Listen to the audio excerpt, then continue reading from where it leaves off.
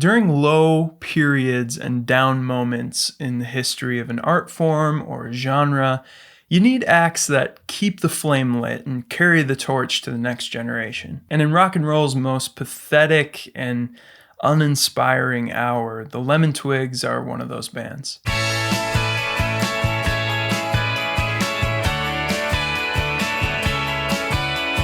Hey, it's Matt O'Leary, and today's the day. On release day, it's time for a review of an album from one of my favorite bands of the past 6-7 years. This is a band that I would point people to when they say rock and roll's dead or whatever. And that is, of course, the dynamic duo from Long Island, the Lemon Twigs, with their fourth album, Everything Harmony. Now, these guys grew up in a hyper-musical household with quite an extensive rock and pop music education, and they employ a massive range of sounds that goes well beyond their late 60s flare jeans getup. And yes, there's a healthy dose of the Beatles, the Zombies, and that, 60s Mercy beat sound. But there's also power pop and glam rock and psychedelic pop and classical music, some really grandiose Baroque pop arrangements. I should say the Lemon Twigs are Brian and Michael Diodario, and they're very complementary musical relationship. They're very kind of stylistic duality is a large part of listening to a Lemon Twigs album. And for as many lazy Beatles comparisons as the band gets, I think the way that they most closely resemble Lennon and McCartney is that not only do they contribute fairly equally to the number of songs on any given album, but all their contributions are very equal in quality as well. I've always been kind of a Brian guy in the same way that I'm a McCartney guy. I like sweet melodies. And Everything Harmony sees the band tip towards Brian's stylistic direction. This is a much softer, smoother, harmonic tapestry of an album that drops some of the grittier and glammier Michael songs from past records like Leather Together or Never in My Arms, Always in My Heart. So starting with Michael's first contribution here, In My Head, he's definitely leaning more towards his earnest and melodic side. In My Head gives me a little Teenage Fan Club kind of vibe. It's even that band is drawing from this 20 plus years of power pop history, but it definitely has a little 90s flavor to it, as does the insanely catchy Ghost Run Free, which just sounded so much like some 90s radio hit. This is a tangent, but I sang like 3 notes of it to my wife, who's like a jukebox of 2000s and 90s radio hits, and she just immediately got it. Lyrically, Michael continues this long-standing through line of songs about loneliness and isolation and self-consciousness generally and being misunderstood. In my mind, there is sadness all the time, and I keep the things I find in my mind. And never do I share these things with anyone.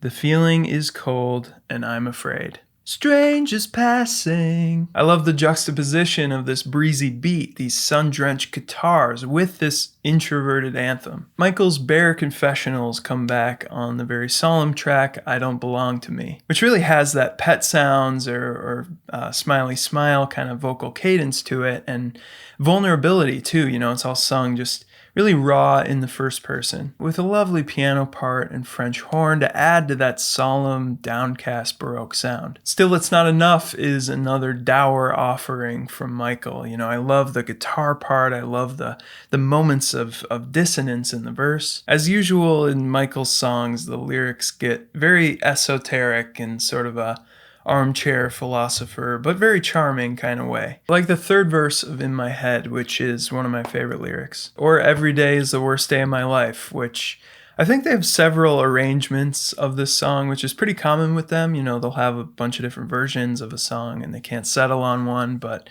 the one they eventually settled on here is acoustic and sad. It just rides that line perfectly between campy and sincere, and that persona, that two-sided self that he talks about in My Head, makes both of those sides, the campy and the sincere, seem 100% believable. It's both a persona, an act, and really genuine sadness. Michael's songs are are all kind of like that, but this one especially stands out in that way. I thought it was perfect that they opened for My Chemical Romance and they closed their set with this very emo song. I just think the fact that Michael shifted his sound to sort of match and be more cohesive with Brian's just speaks to their strength as, brothers. It speaks to their relationship. Yes, they have separate interests as individuals, and you'd think that in their 20s, they'd both explore outward in different directions as individuals, but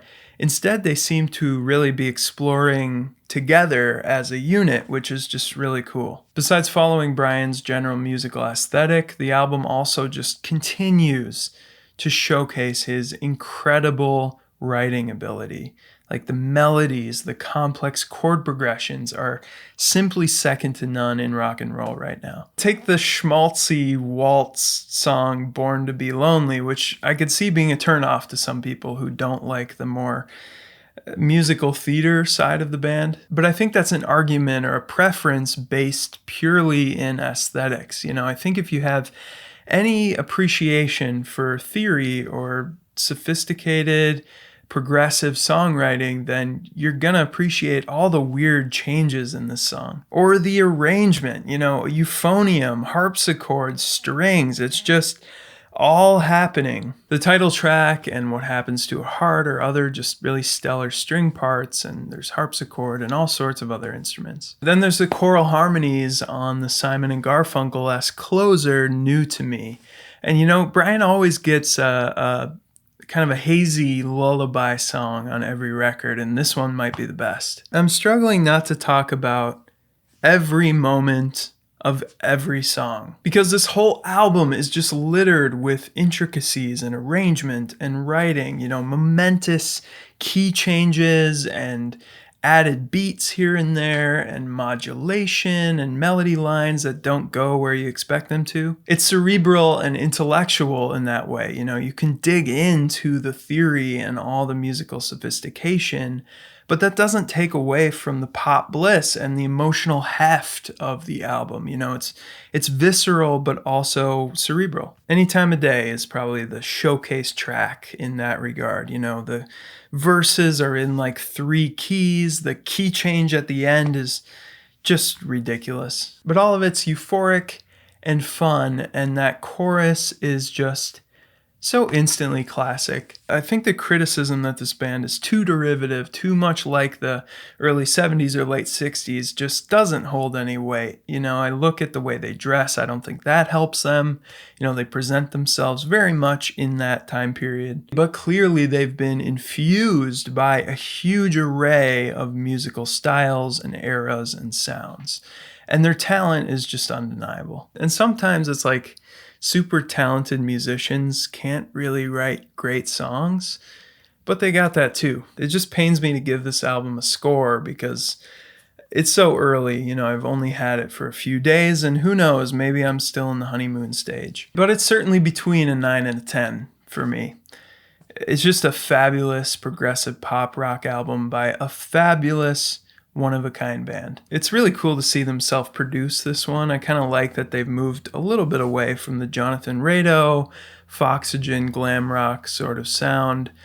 Just a refreshing change of pace. Yes, this is definitely my front runner for album of the year so far. But am I legitimate? Do I have a point here? Am I just a fanboy? Am I just a blind follower? Will I look back at this album in 10 years and still feel the same way? I think I will, but I don't know. Any way you slice it, I'm having a great time. Let me know what you thought of the album, and go the lemon twigs. Hoorah. Thank you for watching, too.